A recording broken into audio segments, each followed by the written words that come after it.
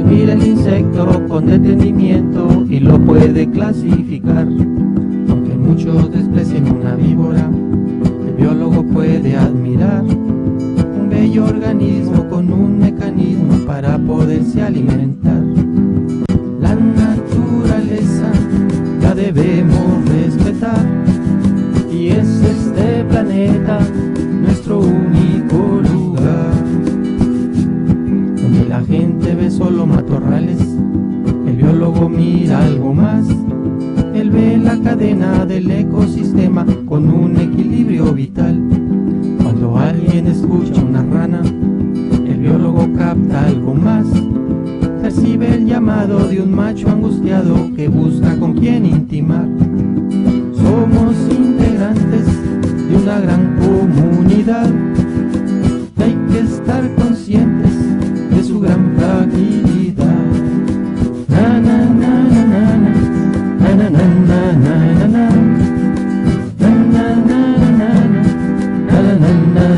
na. Mientras algunos se esconden de la lluvia, el biólogo puede esperar. Disfruta del agua, camina con calma, pues sabe que es muy natural. Mucha gente ve solo lo aparente, pero el biólogo va más allá. Observa qué pasa y busca las causas con ánimos de investigar. Si necesitamos un recurso natural, hay que aprovecharlo de manera racional. Con la gran destrucción del ambiente, el biólogo sufre al mirar la clara evidencia de tanta imprudencia por parte de la humanidad. Hay quien cree que el mundo es de nosotros, pero el biólogo no piensa igual, pues hay cantidades de comunidades que habitan el medio natural. Y aunque es evidente que este mundo está muy mal, con perseverancia lo podemos remediar. Y aunque es evidente que este mundo está muy mal, con perseverancia al planeta hay que salvar.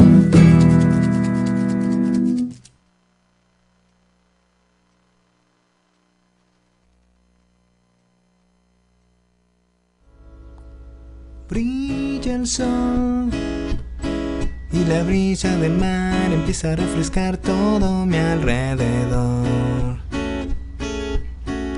Se escucha el sonar de las olas como unos bongos que tocan sin parar. Solo es el corazón de nuestro Padre Océano cantando su canción, pidiendo por favor que ya no le arrojemos más contaminación, porque todo debe cambiar. Hay que abrir la mente para recapacitar, unirnos en amor. En amor.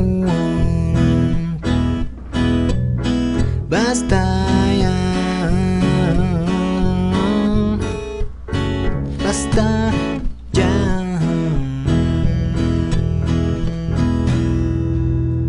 Y para ser mejores, cuidemos a nuestros hermanos que viven en los océanos, en los estuarios, en los manglares, ríos y lagos.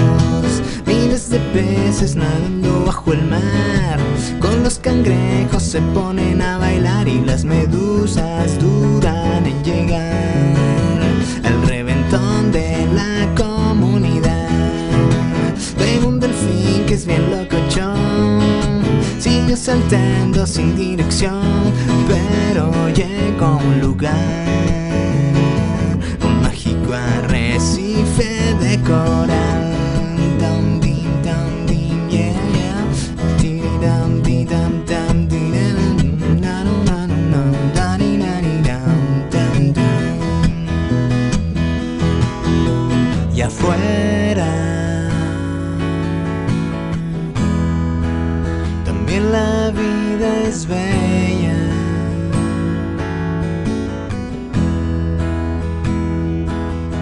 Y hay manglares de colores cerca del mar que evitan las inundaciones por algún huracán. Viven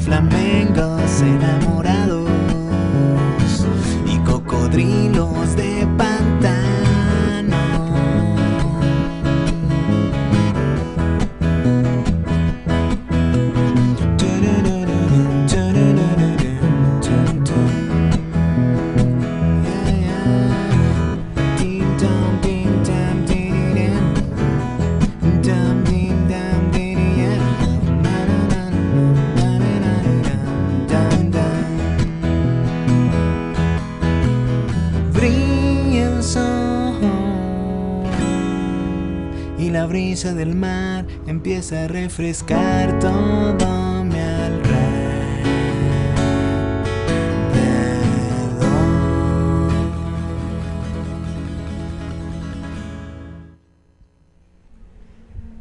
Hola, hola amigos, ¿cómo estamos? Bienvenidos a Viaje por la Naturaleza. Aquí comenzamos, estamos con un gran invitado, era una sorpresa, el doctor Juan García Chávez. Hola doctor, ¿cómo está?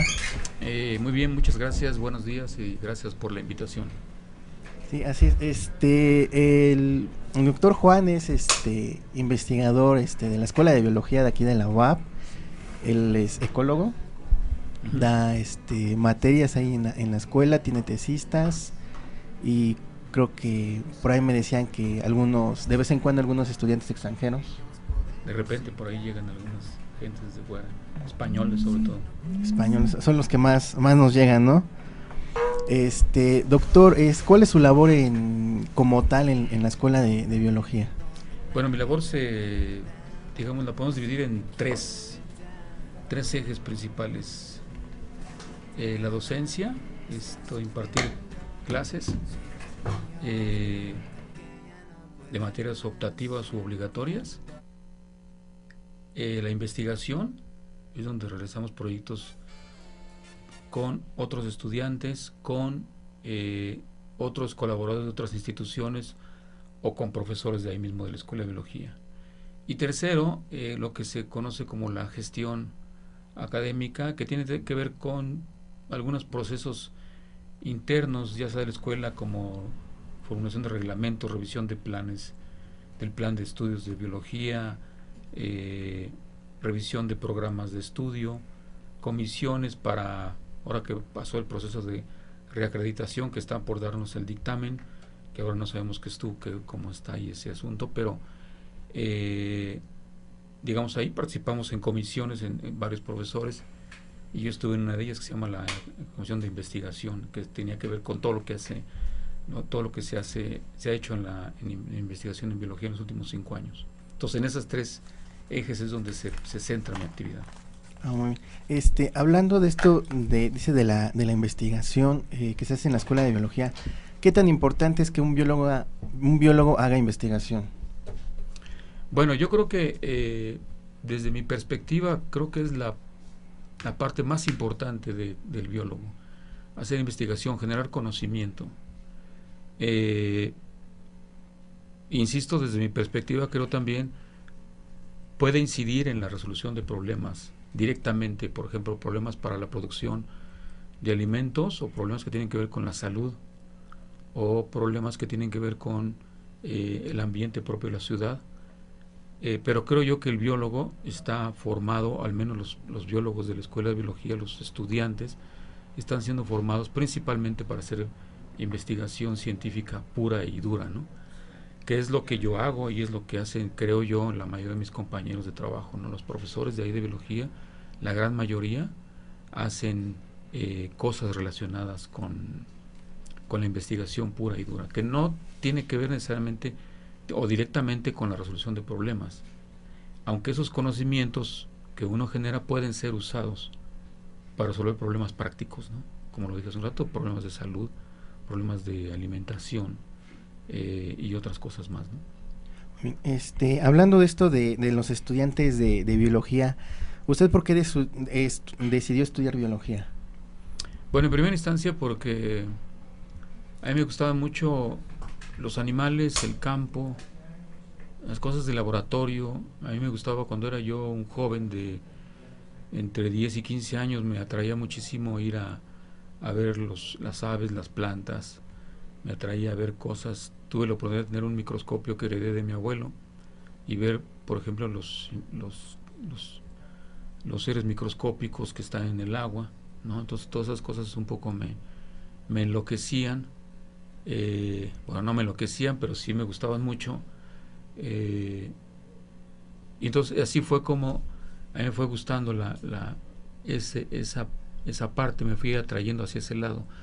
Después, relativamente tarde, en la preparatoria, me di cuenta que existía la biología como una actividad relacionada con la investigación. Porque yo tomé mis cursos de biología en la preparatoria, pero pues no me sirvieron para nada Más bien me sirvió al contrario para no escoger biología, pero después me di cuenta que la biología hacía investigación y me fui para allá, ¿no? Afortunadamente creo que hice una buena elección, al menos en términos de mi gusto, no sé si en términos de mi chamba que yo hago a diario, a lo mejor la hago toda mal, pero con mucho gusto, ¿no? Sí, y es parte de lo que pues muchos dicen que cuando vas a estudiar biología es padecer de hambre, ¿no? Yo creo que no. Yo creo que, o sea, yo no padezco de hambre. Mi familia creo que tampoco. A lo mejor puede ser que se diga que se padece de hambre, por un lado, por cuestiones, digamos, de adquisiciones de productos así físicamente, ¿no? De comprar cosas. O sea, yo no tengo las grandes cantidades de dinero. Entonces tengo que restringirlo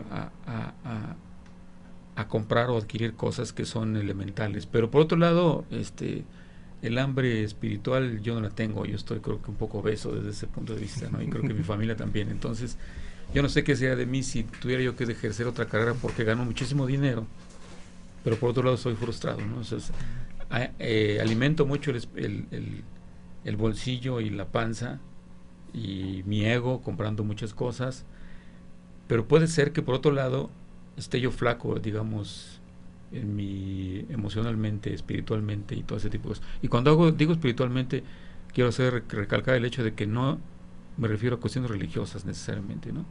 Porque cuando uno escuche la palabra espiritual, uno ya la asocia, no, ya cree en Dios, etcétera, pero no tiene necesariamente que ver por ahí, ¿no? Sí, así es. Otra parte importante que nos comentaba acerca de la investigación, hace rato me platicaba que desde iniciando 1990 empezó a dar clases en la Escuela de Biología. ¿Cuál ha sido su área de investigación particularmente o es global? Bien, yo terminé mi licenciatura en 1989. En abril me dieron mi título de biólogo y me dediqué de manera un poco eficiente a buscar chamba, a buscar un trabajo en la biología. Y a finales del 89 surgió esta oportunidad de venirme para acá, para la universidad. Del 1990, que yo llegué en enero de 1990, aunque me contrataron oficialmente en marzo, estuve 3 meses trabajando de gratis. Del 90 para acá yo he sufrido una metamorfosis terrible, ¿no? Como la que ocurre con los insectos, con las mariposas, ¿no? Porque yo llegué aquí, digamos, pensando en hacer investigación con los animales que están en el campo, ¿no? Con los coyotes, con las zorras, con los venados, con ese tipo de animales. Actualmente tengo una gama de posibilidades en cuanto a áreas de investigación más o menos amplias, que a mí me gustan mucho, me atraen mucho, me interesan bastante, que incluyen las plantas, por supuesto los animales. Alguna vez hemos hecho una investigación con hongos, ahí en la reserva de la biosfera, la reserva estatal de Flor del Bosque. Entonces mi vínculo de investigación está más o menos abierto a muchas cosas, ¿no? Hago cosas de comportamiento con animales, principalmente con invertebrados porque son los que más se dejan, o sea, arañas, insectos y esas cosas. Hago cosas con plantas, con ecología de plantas. Hago cosas con lo que se conocen actualmente como interacciones, o sea, cómo un animal se come una planta y cómo la planta se defiende del animal que se le está comiendo, etcétera. Entonces tengo una gama de posibilidades más o menos amplia. No he descartado la posibilidad de seguir trabajando con estos animales que te dije en un principio, los coyotes, las zorras, esas cosas. Actualmente tenemos yo he volteado mi mirada hacia la ecología urbana, o sea, lo que ocurre aquí en la ciudad de Puebla, por ejemplo, sin descartar, sin olvidarme lo que ocurre en el campo, pues, particularmente en Zapotitlán, Salinas, ahí dentro del Valle de Tehuacán. Estamos interesados en hacer algunas cosas en Flor del Bosque, aunque con esta transformación que sufrió ese parque o esa área natural, no sabemos qué va a pasar con este gobernador que tenemos. Entonces, las áreas de investigación son más o menos amplias, contrario a lo que normalmente la gente hace, ¿no? Los investigadores muchos investigadores se centran sobre lo que se conoce como una línea de investigación, y se concentran en esa línea y de ahí no salen, lo cual no estoy diciendo que sea malo, pero es otra característica distinta, ¿no?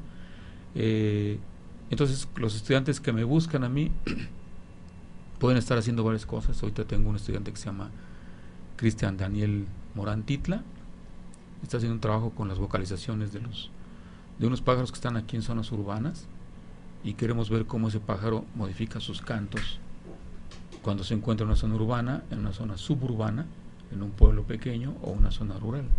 Entonces, esas preguntas pues están ahí abiertas y estamos buscando respuestas, ¿no?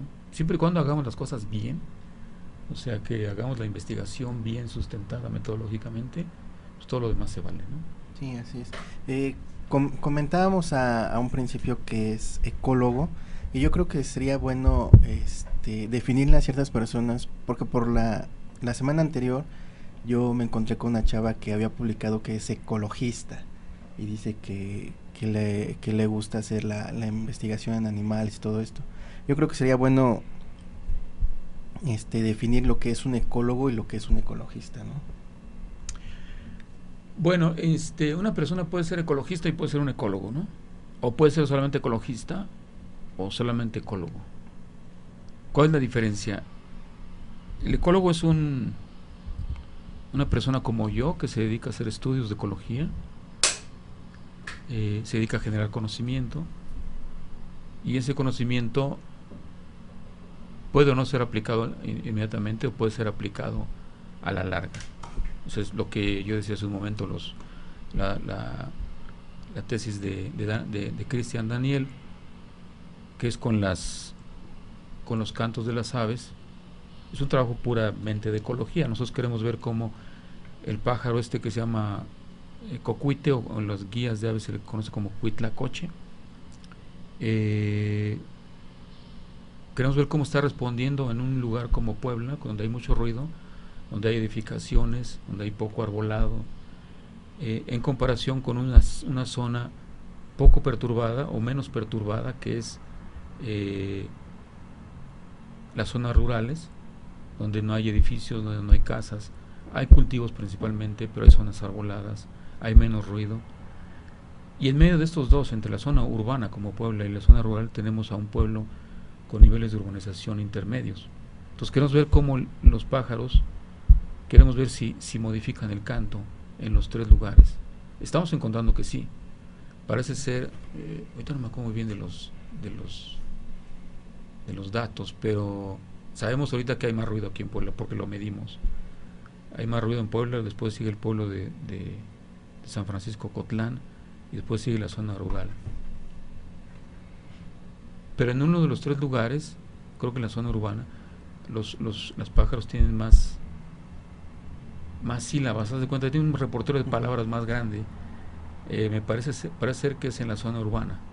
O sea, como que una persona que tiene un léxico muy, muy, muy diverso, porque usa muchísimas palabras, muchos sinónimos, contra una persona que tiene un léxico pobre. Entonces haz de cuenta que los pájaros están respondiendo así, dependiendo del hábitat en el que se encuentran. Entonces eso es ecología, ¿no? Ahora, si ese conocimiento que uno genera va a servir para plantear políticas urbanísticas o de urbanización, pues vale. Si no, pues tampoco. Se agrega al conocimiento que se está acumulando en todos los sentidos, y particularmente en el área del canto. Pero eso es lo que hace un ecólogo. Un ecólogo puede hacer cosas de demografía con una planta sin necesidad de estarse preocupando porque se vayan a extinguir las especies, aunque uno sí lo tiene presente esa preocupación, pero no necesariamente es por ahí, es siempre, ¿no? Ahora, el ecologista es aquella persona que se preocupa por el ambiente, ¿sí? Que le preocupa qué es lo que le va a pasar al ambiente, digamos, y qué es lo que le va a pasar de acuerdo a nuestras actividades. O sea, nuestras actividades son producir alimentos, ¿no? Hacer que una consecuencia del crecimiento poblacional humano es el crecimiento de las ciudades, demanda de o cambios de uso de suelo en las periferias de las ciudades, y esto genera que la gente se preocupe, ¿no? La extinción de especies, lo que está muy de moda actualmente, el calentamiento global, ¿no? Se va a subir la temperatura, los polos se están derritiendo, los osos polares se van a extinguir o van a dejar de ser blancos, ¿no? Porque se va a acabar los polos se van a volver negros, ¿qué les va a pasar a los osos? Entonces, todas esas preocupaciones son válidas, ¿no? Entonces el ecologista es aquella persona que desarrolla muchas actividades para mitigar los efectos de nuestras actividades, y con esto a lo mejor mejorar nuestro ambiente, ¿no? ¿Qué pasa con la basura, ¿no? ¿Qué pasa con las especies invasoras, ¿no? Que afectan a las especies nativas? Entonces el ecologista está al pendiente de todo eso, ¿no? Cuando tumban un árbol, se ponen muy tristes, ¿no? Cuando, bueno, puede ser que también me ponga triste, ¿no? Porque puede ser que es un árbol que estuvo ahí desde hace 200 años y llegan y lo tumban, pero habría que pensar si valió la pena el corte o no, porque a lo mejor el árbol se puede caer, ¿no? Y puede agarrar personas ahí en la caída, ¿no? Entonces son cosas que son complicadas de repente de decir si están bien o no están mal. Entonces yo creo que lo que hay que distinguir es el ecologista no necesariamente sabe de ecología. Yo creo que el ecologista debería de agarrar conocimientos generados en la ciencia, no solamente en la biología y en la ecología en particular, sino también de la física, de la climatología, etcétera, para empezar a hacer sus actuaciones con base en eso, ¿no? Hay ecologistas radicales, ¿no? Radicales, así, tremendamente radicales. Entonces, hay muchas cosas que no comparto por ese lado. Hay algunas cosas que sí comparto. Y yo me he puesto a pensar, ¿sería mejor estar sin ecologistas o con ecologistas? Yo creo que el balance que yo hago es que es mejor que la sociedad tenga ecologistas. O sea, gente que está preocupada y que está haciendo cosas, ¿no? Para que este planeta no se deteriore más. Vamos a un corte musical. Bien. Uh-huh. Y ahorita regresamos. Estamos aquí con el doctor Juan Chávez.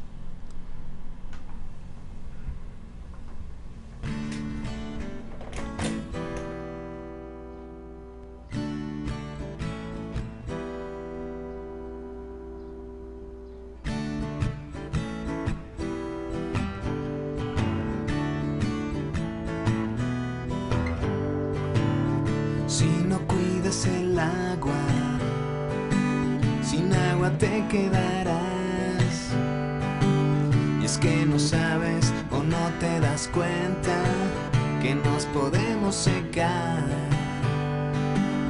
Si no cuidas el agua, mejor vete a otro lugar, otro planeta en donde nadie dependa de ese líquido vital.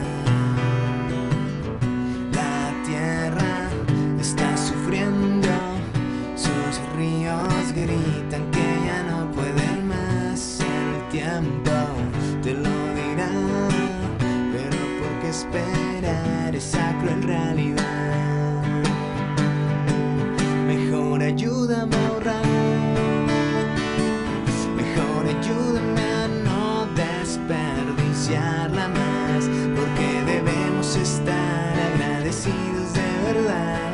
Gracias a ella llegamos hasta acá, porque sin agua nada quedará.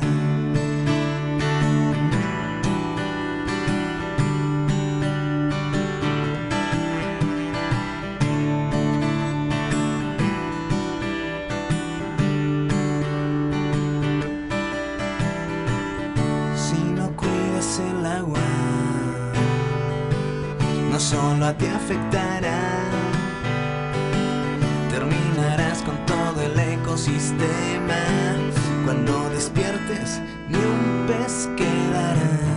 Date cuenta que el dinero no es algo que después te podrás tomar. El tiempo te lo dirá, pero ¿por qué esperar esa cruel realidad?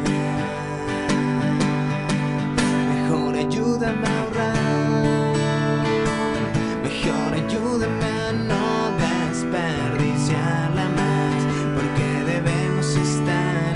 agradecidos de verdad. Gracias a ella llegamos hasta acá, porque sin agua nada quedará.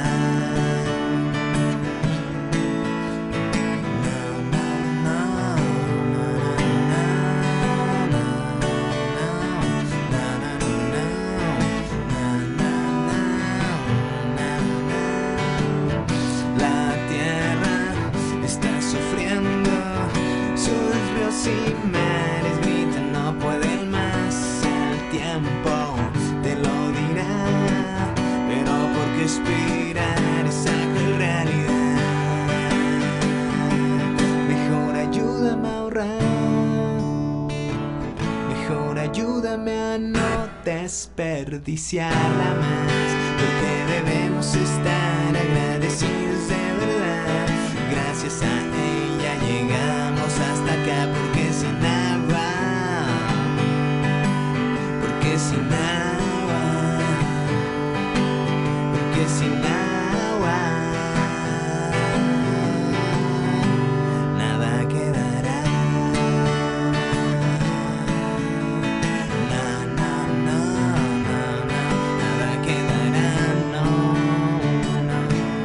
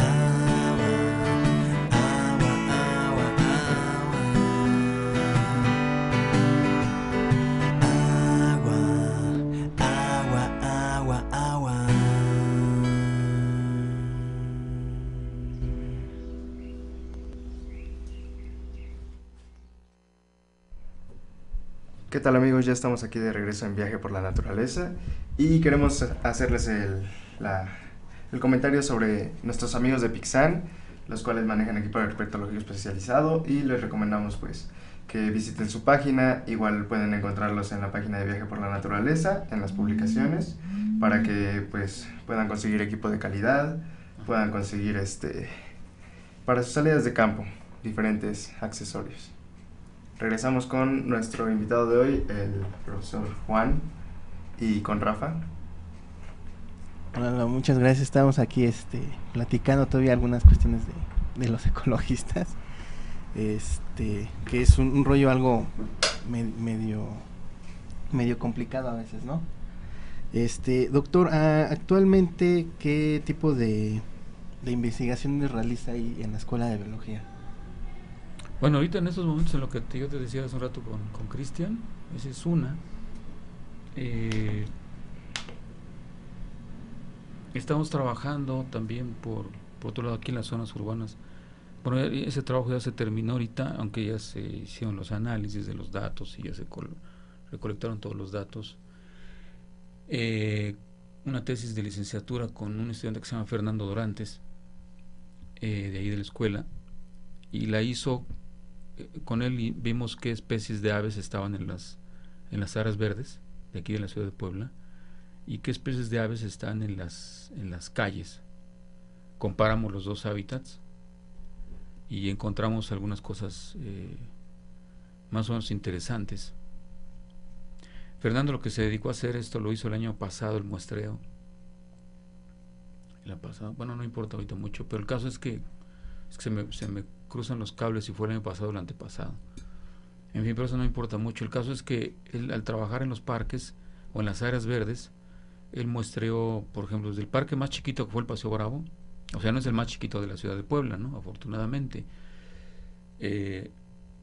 Y también el muestreó los parques más complejos o más grandes, que son o las áreas verdes más grandes, que son el del Parque del Río Toyac, el Parque de los Fuertes y Ciudad Universitaria. Ciudad Universitaria no es un parque, pero es un área verde, ¿no? Y encontramos que esos, más o menos, dependiendo del tamaño del área verde, es la cantidad de especies. Eso es algo más o menos lógico, ¿no? Y entonces, al hacer la comparación con las calles, nos llevamos, digamos, una sorpresa más o menos grata, que es que en las calles encontramos, en total se encontraron 77 especies de aves aquí en Puebla, en la ciudad de Puebla, lo cual comparativamente con otras ciudades de aquí del país es un número relativamente grande, porque en Morelia se tienen alrededor de unas entre 45 y 50 especies. La Ciudad de México, claro, por ser una zona mucho más grande, tiene más especies, pero lo que nos sorprendió un poco fue la cantidad de especies de aves que están en las calles. Uno pensaría que en las calles nada más debería haber esos gorriones que andan por todos lados, que se paran en cualquier puesto de tamales y se ponen a comer las migajas, ¿no? Y no, en las calles hay varias especies. En ellas son 42 especies de aves en las calles, ¿no? Que están habitando las calles. Lo cual pues nos sorprendió un poco. Nosotros esperamos sí encontrar especies, pero no tantas. Y entonces es un dato interesante, ¿no? Entonces quiere decir que las aves en las calles están encontrando básicamente 3 cosas: agua, alimento y refugio. De repente uno puede ir en las calles y ver algunas especies que están anidando en los árboles de las banquetas, por ejemplo, en los postes, etcétera, ¿no? Entonces creo que esto es algo interesante, es algo que tenemos que dar a conocer un poquito más. Resultado de esta investigación con Fernando, un profesor de la Escuela de Biología que se llama Pedro Serrano, él vive por ahí por el Panteón Municipal, cercano a la 11 Sur. Sí. Y ese panteón es una zona, es un área verde que también mostró Fernando, que es relativamente pequeña, pero encontró muchas especies en ese sitio. Y algo que le llamó la atención a Pedro Serrano fue que ahí se tuvieran las 3 especies de colibríes que están en la ciudad de Puebla, que estuvieran en ese panteón. O sea, Fernando, ahorita no me acuerdo los nombres de las especies de los colibríes, de las 3 especies de colibríes, pero él las encontró en el panteón. No las encontró en el Atoyac, encontró 1 o 2, en Ciudad Universitaria encontró 2, pero en el parque del panteón encontró las 3. Todos los vecinos que rodean el panteón, que viven alrededor del panteón, Pedro los conoce, porque él vive por ahí, les platicó, y les llamó mucho la atención, y fui a tener una plática con ellos. Entonces ellos están como muy entusiasmados de que el panteón sea un reservorio de especies, digamos, de aves, y que además sea de las zonas más importantes. Nosotros atribuimos esto un poco a que el panteón tiene árboles viejos, árboles grandes de muchas especies, y la vegetación no es como la de un parque como el Paseo Bravo o el del Zócalo de ahí del centro de aquí, el centro de la ciudad de Puebla, sino es un poco más, es algo más complejo. Entonces eso permite que el panteón tenga muchas especies, ¿no?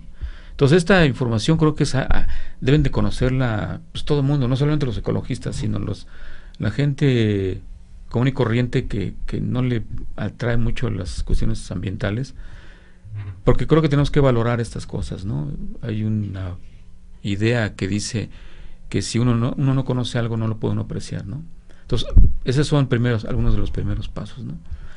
Otra investigación que estoy, digamos, desarrollando ahorita es en colaboración con un investigador del Instituto de Ecología de Jalapa, que se llama Ian McGregor, y él está muy interesado en la ecología urbana, ¿no? Su línea de investigación es la ecología urbana. Él no se sale de las ciudades, principalmente y particularmente con las aves. Entonces él ideó un proyecto para ver qué especies de aves están en todas las capitales del país, comparando otra vez áreas verdes con calles, ¿no? Entonces él un día se comunicó conmigo y me dijo, oye, ¿qué onda? ¿Tú te puedes aventar la chamba de la ciudad de Puebla? Sí, yo creo que sí se puede, ¿no? Entonces, no sé ahorita exactamente, el trabajo, la recopilación de los datos se llevó a cabo en junio, porque esa era la condición, que todos los involucrados en ese proyecto, o sea, habitantes de cada una de las capitales del país, desde las desde Baja California Norte hasta Yucatán, pasando por Puebla, por supuesto, Veracruz, etcétera, Nuevo León, etcétera, todas las capitales de los estados se fueron muestreadas, ¿no? Entonces, él ya tiene ahorita los datos no sé si de todas las capitales, no sé si todo el mundo le respondió para los datos de cada una de las capitales, pero tiene ya varias. La gran mayoría de las capitales ya están muestreadas. Entonces, con ese trabajo vamos a poder saber cómo está México en términos de especies de aves en las ciudades, lo cual es un dato interesante porque va enfocado a conocer cómo funcionan estos ecosistemas, porque las ciudades se consideran actualmente como ecosistemas. Sí son zonas perturbadas, modificadas, que están todas destruidas, llenas de basura, llenas de gente, mucho calor, etcétera, pero son otros tipos de ecosistemas muy particulares, que sí inciden mucho en el clima de la región. O sea, una ciudad como esta incide en el clima de los alrededores, porque esta es una cosa, es como un sartén. O sea, el cemento que hay aquí en la ciudad de Puebla hace que el aire se caliente y ese aire influya en los alrededores. Entonces, hay que voltear a ver los ojos a las ciudades también, ¿no? Entonces, yo estoy tratando de voltear los ojos hacia las ciudades. No soy el único en la escuela, hay otros profesores. César Sandoval está haciendo cosas junto con sus estudiantes aquí en la ciudad de Puebla también, porque pues hay que estudiarlas, ¿no? O sea, aunque como biólogos de repente uno le dice a los estudiantes, oye, vamos a hacer yo le dije una vez a una estudianta, le dije, oye, vamos a ver cómo cantan las aves, las ranas aquí en la ciudad de Puebla, y vamos a ver si cantan igual aquí dentro que en las zonas rurales. Entonces me quedó viendo y dijo, yo creo que para sus adentros dijo, no, yo estudié biología para ir al campo, no para trabajar aquí en las ciudades, ¿no? Entonces, para un estudiante es poco atractivo estudiar en las ciudades, ¿no? Pero hay cosas bien interesantes aquí. Sí, yo creo que ya cuando uno empieza a meterse en esa investigación, ya uno le va agarrando más sentido y se empieza a volver uno mismo más loco con esas investigaciones. Uh-huh. Sí. No sé si hay Orson tenga alguna pregunta, Jos. Comentario. Venga. Bueno, yo de hecho estoy tomando clase con el profesor Sandoval en tomología médica y pues la idea de este cuatrimestre, hacer el proyecto este cuatrimestre es en mercados de la ciudad de Puebla, con dípteros. Y por ejemplo nos comenta que pues sí se han hecho varias cosas en mercados, pero pues que todavía hay muchas cosas que se pueden hacer porque no se han estudiado tanto, ¿no? Por ejemplo, nosotros queremos ver qué tanto pueden transmitir bacterias los dípteros en general en la carne que está dentro de los mercados o en las pescaderías que están las moscas, ¿no? Ajá. Las moscas verdes, esas metálicas. De esas grandotas. que muchos las relacionan como panteoneras, ¿no? Sí, se les dice en algunos casos moscas panteoneras, pero curiosamente en los panteones no hay moscas, ¿no? de hecho. Igual, no sé si ya habían mencionado sobre la ecología urbana. Bueno, el estudio que se ha realizado sobre ecología urbana. Recuerdo que usted invitó a un investigador del INECOL para que diera una conferencia. Sí. Y bastante interesante. A mí me pareció bastante importante que aumente el conocimiento sobre cómo están los ecosistemas dentro de zonas urbanas. Sí, de hecho las zonas urbanas, como lo dije hace un momento, son realmente ecosistemas, ¿no? Con sus particularidades, porque se comportan como un ecosistema, ¿no? Claro. Un ecosistema tiene flujos de energía, ciclos de agua, ciclos de nutrientes, y la ciudad así es. Una cualidad, algo que caracteriza a las ciudades es que la abundancia de las especies que están en una ciudad es mayor que las que están en el campo. Sí. O sea, uno ve, por ejemplo, la cantidad de aves que uno puede ver aquí o la cantidad de moscas que puede uno ver en el mercado, no la encuentra uno en el campo. O sea, esas cantidades, por ejemplo, esos pájaros negros grandes que parecen cuervos, que tienen todo tipo de nombres, ¿no? Los anates. O sea, el nombre, digamos, que lo conocen como lo conocen los ornitólogos, son los anates, pero la gente los conoce como urracas, ¿no? Lo cual no está mal. Esos pájaros, en zonas urbanas hay cantidades impresionantes. De hecho, en el trabajo de Fernando es el segundo lugar, el segundo más abundante. El primero más abundante son en áreas verdes, pero esas cantidades que uno ve, esas parvadas tan grandes, si uno se va al campo no hay. No. O sea, y la pregunta es por qué las abundancias de muchos grupos de especies son mayores en las ciudades que en el campo. Sí. Uno puede decir estar muy contento, ¿no? Pues puede ser que sí, puede ser que no, pero la razón que se le da es que la productividad en las ciudades, o sea, la cantidad de alimento, de recursos que hay en una ciudad, es muchísimo mayor que la cantidad de recursos que hay en una zona rural o en un bosque. Sí. O sea, alimento para esos animales, aquí hay de a pasto. Por montones. ¿Cómo es? Basura y lo que ellos se alcanzan a robar. Cuando uno está comiendo en un lugar y si uno se voltea tantito, llega el zanate y se lleva la tortilla, ¿no? Entonces, o las moscas que tú dices, ¿no? En los mercados, sí, mosquerio, esas cantidades no las ve uno en el campo. Si uno pone un pescado,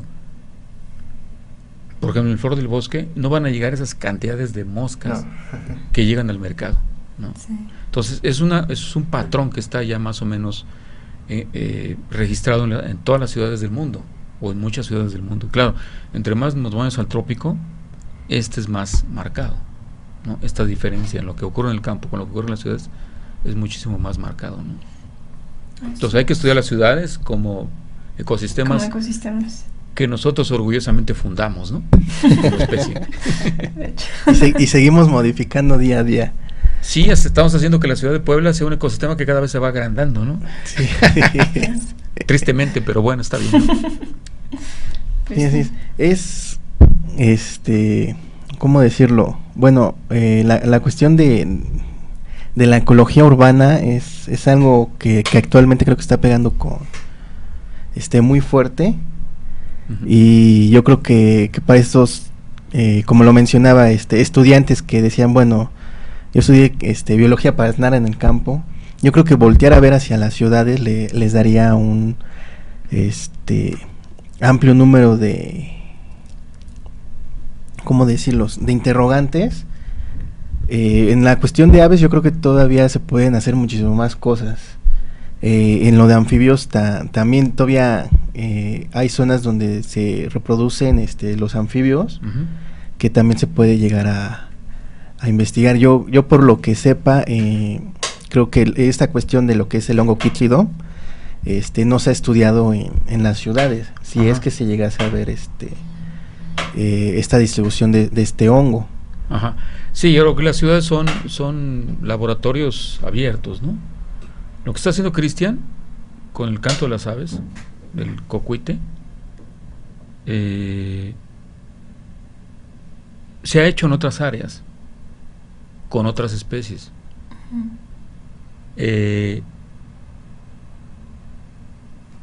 Digamos, pero no sabemos qué ocurre en ciudades con estas características, ¿no? Entonces hay que responder la pregunta, ¿qué ocurre? O sea, ¿realmente el pájaro está modificando sus vocalizaciones, sus cantos, cuando está aquí en la ciudad? Claro, no esperamos que el mismo pájaro ande en los tres ambientes, no.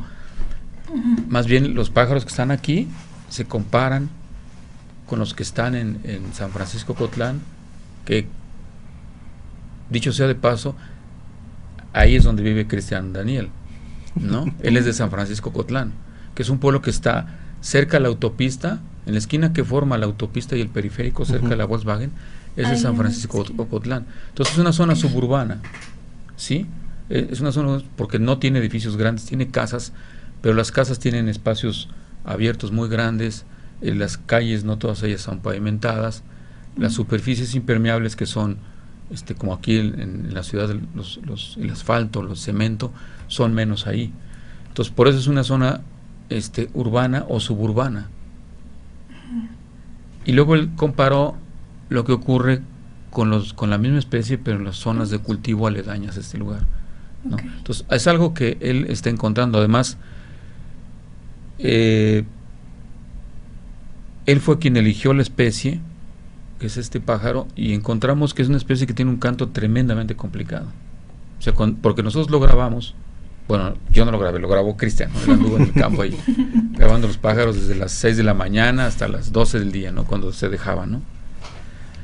Entonces, él grabó los cantos de esa especie, que es tremendamente complejo, ¿no? Cuando uno baja los cantos a la computadora para empezar a hacer los análisis, encontramos que tiene un léxico impresionante, porque así es la familia. Este pájaro pertenece a la familia Mímide de imitar, ¿no? el que no sé si ustedes conozcan el sensontle. Sí. Que sensontle quiere decir el pájaro de las 400 voces. Yo creo que el cocuite tiene 600 voces, ¿no? Pero no se había determinado todavía hasta ahorita, ¿no? El caso es que agarramos una especie que es relativamente compleja contra otras que también están en zonas urbanas, suburbanas y rurales, que tienen cantos muy simples. Uno de ellos son las palomas de alas blancas, que es su nombre científico, es Zenaida asiática. Pero el canto de esa paloma es algo muy simple, ¿no? Sí. Entonces algún día yo comentaba con Cristian, oye, y si lo hubiéramos hecho con las palomas, el trabajo porque también lo hubiéramos podido hacer. Yo le pregunté, a lo mejor hubiera sido más aburrido, ¿no? Sí, o sea, el trabajar con el cocuite ha sido una cosa muy complicada, ¿no? Sí. Pero Cristian ahí va sacando los datos de los sonogramas y ahí va poco a poco, ¿no? Ya tiene varios datos interesantes. Esto de lo que les decía del léxico que tienen los de las zonas urbanas contra los de las zonas rurales es distinto. Okay. Pero estamos muy contentos con lo que estamos obteniendo, ¿no? Sí. Sí, así es. Pues por desgracia se nos acaba el tiempo muy muy rápido. Sí, fue como agua. Como agua aquí. Al principio el doctor decía, es mucho tiempo, 1 hora. Pero ya estando acá metidos, pues ya se va rápido. Se va volando. Sí, así es. Doctor, le queremos hacer entrega de una pequeña constancia por habernos acompañado. Ajá. Aquí al programa. Ahí cheque bien el nombre a ver si no nos equivocamos. Nos vaya a pasar como en la escuela de biología, que se equivocan y tardan 2 años en entregar de nuevo la constancia. ¿No? Hay que hacer trámites y por regresar. Sí, de nuevo. Ajá. Sí, así le agradecemos su participación aquí en el programa. No, pues muchas gracias por la invitación, y cualquier cosa que necesiten, pues ahí estamos, y creo que todos los profesores, ahí hay profesores que estarían dispuestos a venir, que dirán cosas interesantes. César, por ejemplo, diría cosas interesantes. Pues prácticamente yo creo que todos los profesores de la Escuela de Biología, que somos alrededor de 60, si ustedes le dicen a cualquiera, oye, ¿qué onda? Siempre hay cosas interesantes que pueden ellos compartir. Y son bastante accesibles. Sí, la eso es lo bueno. Que yo he conocido, los profesores que he tenido, bastante accesibles. Y luego de repente ir a otras facultades, ¿no? La Facultad de Físico-Matemáticas, por ejemplo. Sí. Ahí yo conozco algunos personajes de ahí, de esa facultad, que valdría la pena a lo mejor traerlos para acá, ¿no? Sí, también. Porque están haciendo cosas interesantes. O gente del INAOE. También del INAOE. Sí. Muy bien, muchas gracias. Sí, pues muchas gracias. Estamos viendo.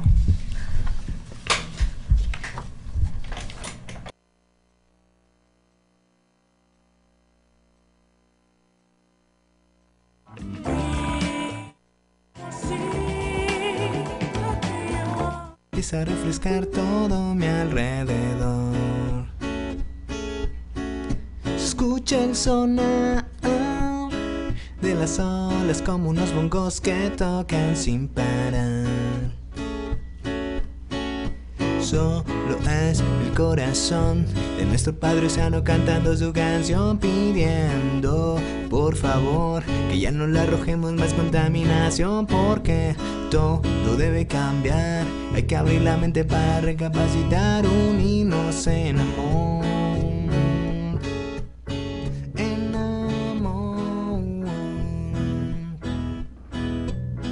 Basta ya, basta ya.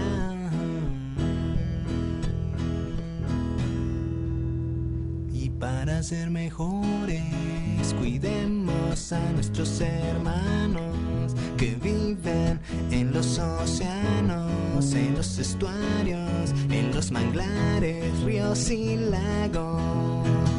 Miles de peces nadando bajo el mar, con los cangrejos se ponen a bailar y las medusas dudan en llegar al reventón de la comunidad.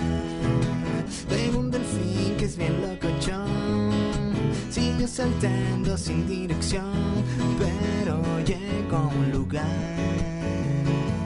un mágico arrecife de coral. Dum, dim, yeah, yeah. Dum, dum,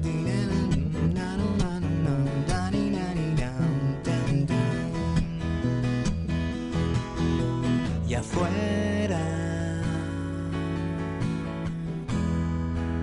También la vida es bella.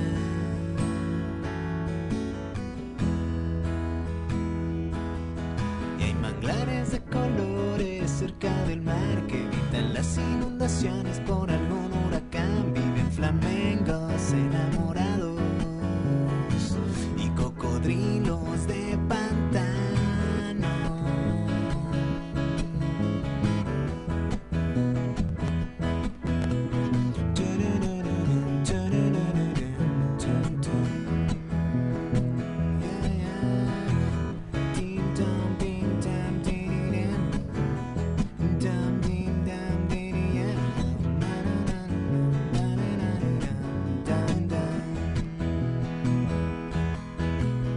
Brilla el sol